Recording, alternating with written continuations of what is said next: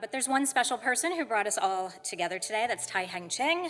Tai is the connective tissue between the collaborators of this event. He's a board member of our museum, of the American Society of International Law, and of course of the new Chang Harrell Institute for Global Affairs. We're grateful to Tai and his husband, Cole Harrell, for their generosity in organizing this event and for all they do for our museum. Thank you both. So, first of all, just thank you to the National Museum for opening its doors to us. This is this incredible opportunity. And I also wanted to thank Tai and Cole, long-term friends, but Tai and I were speaking and just saying one of my dreams was to really take advantage of the annual meeting so that we could come and we could visit together as a community one of the great cultural institutions of Washington, D.C. And so this is made possible through this tripartite collaboration. So thank you so much, though, for working with us. My name is Tess Davis, and I'm Executive Director of the Antiquities Coalition.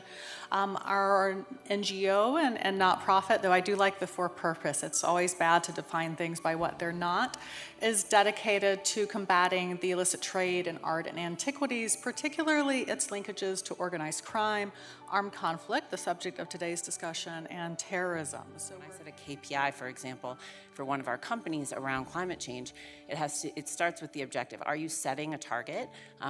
Do you internally have the governance structure in place to ensure that you have the processes to meet that target? And then how do we measure the outcomes? And one of the next areas that business is looking at is how do we do that with biodiversity, right? And I think all of these things, how do we do that with culture? How do we do that with things that are much more intangible? And there is a risk, of course, when you start to put KPIs on human rights, that it's reductive, that there are problems with it. OHCHR has recognized that. But at the same time, you have the UN Special Rapporteur on, culture saying, or cultural rights saying that the lack of this data, the lack of these kind of indicators is inhibiting in some ways cultural rights as being, integrated into the SDGs, into corporate activity in the same way that some of these other things are. And so I think, again, having a dialogue with business and starting to understand what is it that incentivizes business activity and what is the language in which we need to speak to those decision makers in a way that climate change is hopefully achieving sooner. It's still an uphill battle there, to be sure. But I think there are some good lessons learned from that. Unfortunately, the United States implemented the convention in a much narrower way, and therefore we do not really have, as I mentioned before, an appropriate response to the problem of looted, smuggled, particularly previously undocumented objects showing up at our border and coming in. And this is a major problem. The United States is the largest art market in the world with about 40% of the international trade. We don't have separate statistics on artifacts, on archaeological objects, but we assume the numbers pretty much track each other. And so that means that bringing undocumented objects into the United States is probably easier. I think our law enforcement is more aware, but law enforcement can only do so much if that legal framework is not already in place. So the Smithsonian, I guess, played a really linchpin role because culture is kind of our focus, unlike State Department with diplomacy and Defense Department with military and so on. But we've undertaken a number of activities. One of the things was development of the monuments men and women that were restored.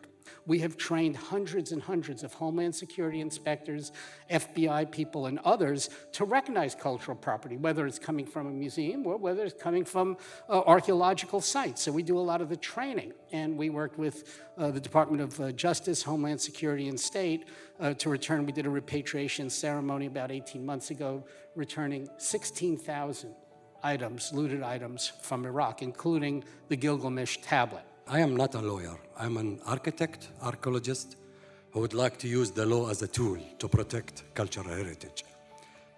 So it's a combination between international law as well as domestic law, but a working law. It's good to have the law, but it's good to have it if you can apply it. That's lead us to this case.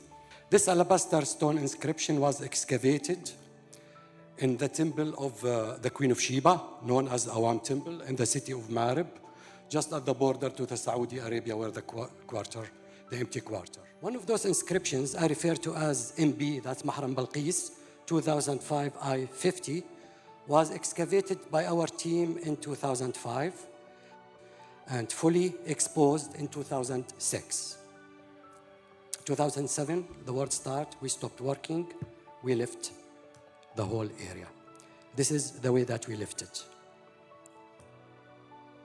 It was stolen. It was taken out of the floor. It was taken out, ripped out from the excavation from a temple, brought out the country to France and sold in an auction house. This object, archaeological object, excavated, documented, even published, took its way out of the country legally because somebody faked papers. So where is the law here? How the law can protect me? Anyway, soon we discovered this theft. We started to do something, and thanks God, we were successful, and we got it back. So we have it back. And this is something to report.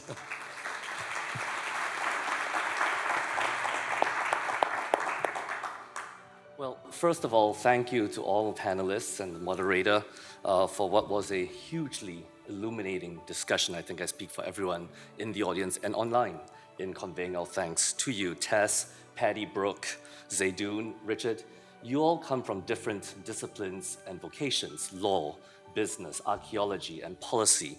And the frisson that has emerged from your discussion, I think, has both invigorated us and illuminated us. So thank you for that.